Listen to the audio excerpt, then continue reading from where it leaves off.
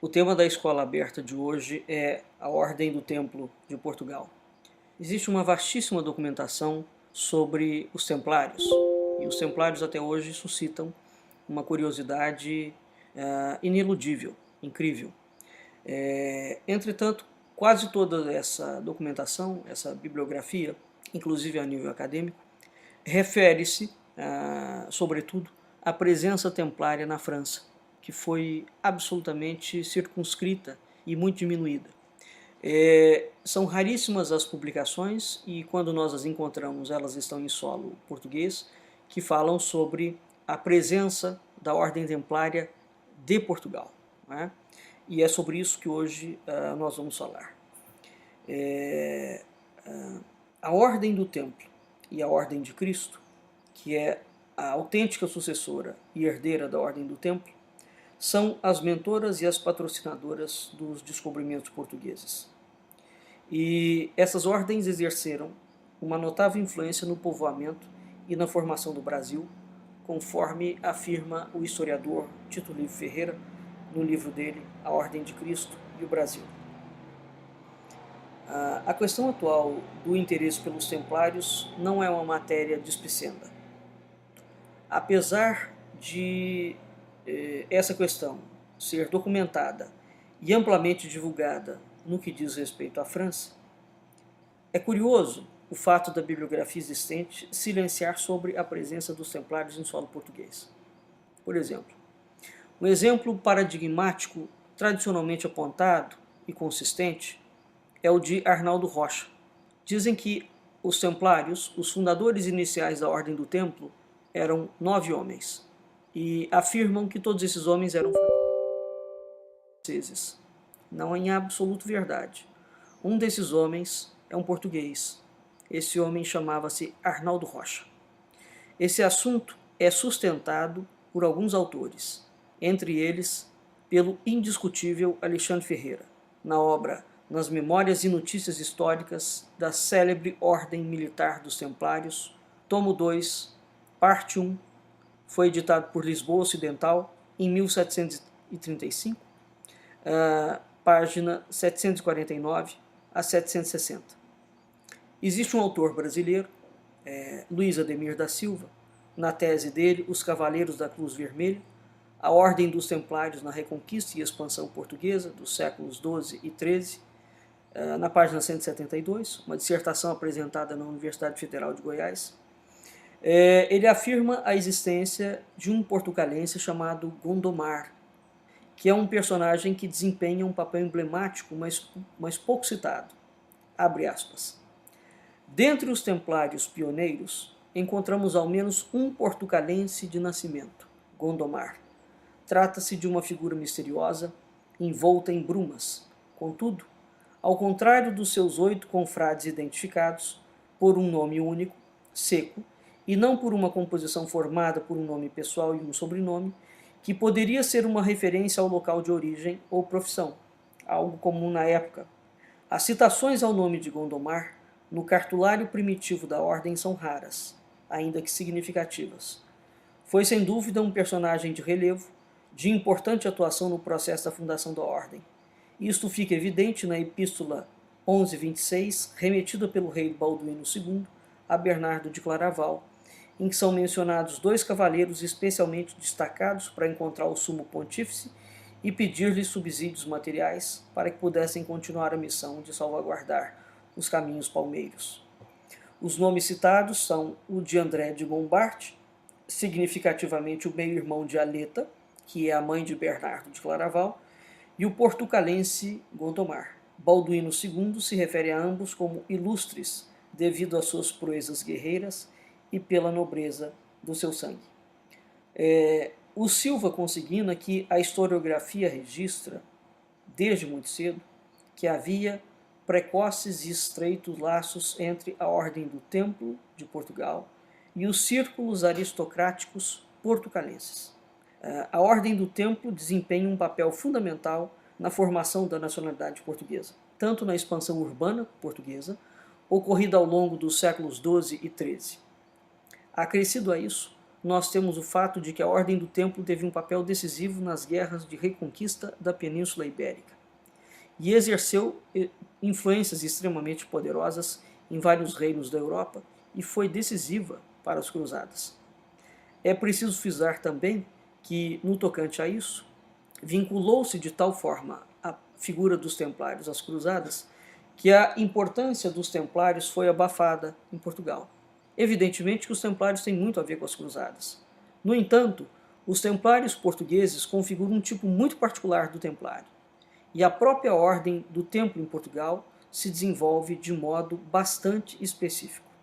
Assim, existem relações extremamente complexas que se tecem entre os reis portugueses e a Ordem do Templo, onde, apesar de documentado, impera um véu de silêncio sobre a relação da coroa portuguesa com os templários, bem como da Ordem de Cristo com o Brasil. Isso não só porque o tema dos templários é carregado de estigmas e de preconceitos. Reações bipolares acontecem no trato dessa questão, que oscilam entre a admiração incrédula, a descrição da ignorância, o preconceito pretensioso e a chamada negligência erudita. Mas, sobretudo, porque existe ainda no Brasil, em muitas partes do mundo, uma ausência de pesquisas historiográficas. Então, é preciso aprofundar esses temas. Os templários em terras da Lusitânia não foi simplesmente uma ordem militar. Diz Manuel Gandra que, se a alguma ordem religiosa e militar é creditável o dom da sagração do planeta, de acordo com os preceitos geomânticos tradicionais legados ao Ocidente, pela antiguidade greco-latina, delineando aquilo que com propriedade pode ser chamado uma geografia sagrada, essa ordem foi a do Templo, um dos mais agentes ativos da concertação universal dos tempos mediévicos. Isso significa que os templários levaram a cabo um projeto templário através da coroa portuguesa. Então, a presença templária em solo português é vital para que nós possamos descortinar efetivamente, começar a entender o que foi essa ordem. A ordem, evidentemente, inicia como a milícia dos pobres cavaleiros de Cristo no tempo de Salomão. Entretanto, a designação templários advém justamente da circunstância de, em reconhecimento dos serviços prestados, o rei Balduíno II lhe cedeu umas dependências do seu palácio, situadas no Monte do Templo, o chamado Monte Moriá, junto à cúpula do Rochedo, que foi o local onde o próprio Salomão ergueu o seu templo. Atualmente, esse complexo é denominado Esplanada das Mesquitas e é o nobre santuário. É um complexo cultuado tanto pelos judeus, quanto pelos muçulmanos, quanto pelos cristãos. Na sessão de 14 de janeiro de 1128, o Concílio de Troyes, na presença do legado papal, Mateus de Aban, e do abado de Citeaux, Etienne de Hardin, decidiu, a instâncias do Papa Honório de Estevão, patriarca de Jerusalém, atribuir, em substituição da agostiniana, uma regra particular, cuja redação seria patrocinada pelo abade de Claraval, Bernardo de Claraval, ele próprio autor do panegírico em louvor da nova milícia. Remonta, portanto, a 1128, a constituição efetiva da Ordem do Templo, por sinal o exato ano em que assinala o nascimento de Portugal como Estado independente de fato. Apesar de documentada desde 1125, a presença de procuradores da Ordem no território portucalense, só a partir de então o templo começa a arrecadar bens a um ritmo que não oferece dúvidas quanto à receptividade que encontra em solo português e ao ideário dos templários, a ponto do próprio Afonso Henriques se haver feito confrade da milícia, consoante o próprio expressamente declara na confirmação da doação do castelo de Suri à Ordem do Templo em 1128. Afirma Dom Afonso Henriques: em nome da Santíssima Trindade, Padre, Filho e Espírito Santo, Trindade indivisível que nunca terá fim, mas permanecerá por infinitos séculos dos séculos. Amém. Eu, ilustre infante Dom Afonso, neto do grande Dom Afonso de boa memória, imperador de Espanha, e filho do conde Dom Henrique e da rainha Dona Teresa, e pela misericórdia de Deus, príncipe dos portugueses, em honra do nosso Senhor Jesus Cristo, dou a vós, soldados do Templo de Salomão, o antigo castelo que se chama Soure, o qual está situado na Extremadura, em o território de Coimbra, águas vertentes ao Mondego. Dou-vos e concedo-vos a tal castelo, com todos os seus foros que são e forem para vós, os tenhais firmemente, e todos vossos sucessores para sempre. E esta doação faço, não por mando ou persuasão de alguém, mas por amor de Deus e por remédio de minha alma e a de meus pais, e pelo cordial amor que vos tenho, e porque em vossa irmandade e em todas as vossas boas obras são irmãos. A importância crescente que os templários assumem na história portuguesa é indissociável do papel que essa ordem tem na própria formação da nacionalidade portuguesa. E os templários são criados expressamente para custodiar e defender todos os lugares santos da terra e os seus peregrinos. Os templários vão desempenhar, na chamada geopolítica peninsular, uma espiritualidade profunda, um papel reconhecido pelos reinos de Portugal quanto pelos reinos de Espanha. Quando nós olhamos o mapa do Portugal templário, não obstante o mutismo dos historiadores e dos acervos arquivísticos disponíveis, nós verificamos que a estratégia dos dignatários provinciais e no que concerne a integração na sua jurisdição de áreas territoriais consideradas cruciais, não exclusivamente e não somente do ponto de vista militar e econômico, de modo que os templários